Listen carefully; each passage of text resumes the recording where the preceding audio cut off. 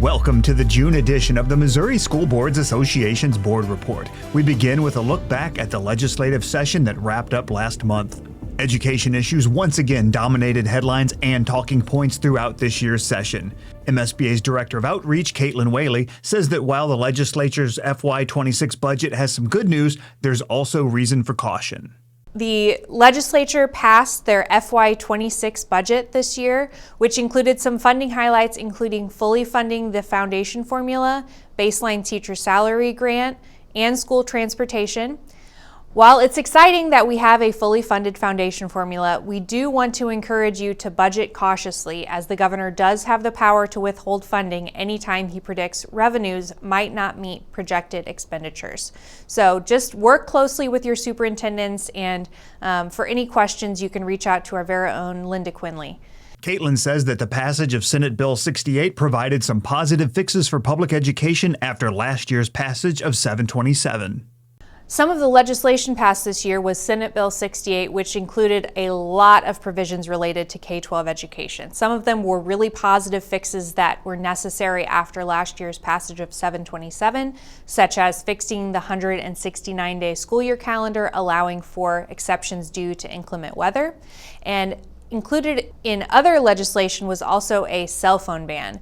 We know that you all are very curious about how this will impact you, and our policy department has been working hard to make sure that you have the latest and most up-to-date policy. I do want to note that cell phone policy was already included for those of you who use MSBA's policy services, but they are working to put out a standalone policy just to make sure that everyone is in compliance with this if you use our policy services.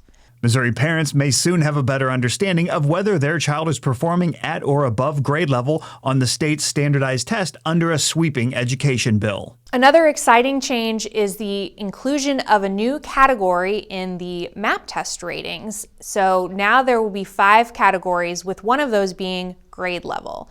There was confusion previously as the actual grade level laid somewhere in the basic, and this led to people misrepresenting performance of our students. We want to make sure that we are accurately representing how well our students are doing in school, and we're hopeful that the inclusion of this new level of grade level will bring clarity for not only administrators and parents, but also you as school board members as you're assessing how your students are doing.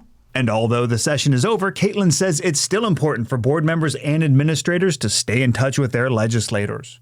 Now that the legislature is out for regular session, we encourage you to reach out to your local legislators and invite them to tour your schools. Back to school events are great times to get them inside your schools and see the wonderful work that you're doing. MSBA's legislative positions on state and federal education issues are determined at the Delegate Assembly that will be meeting this coming October. If your school board has a position statement on an issue that you would like to submit to the Advocacy Committee for consideration, you can do so this summer. The Advocacy Committee reviews those proposals and makes recommendations to the Delegate Assembly that determines MSBA's position on issues.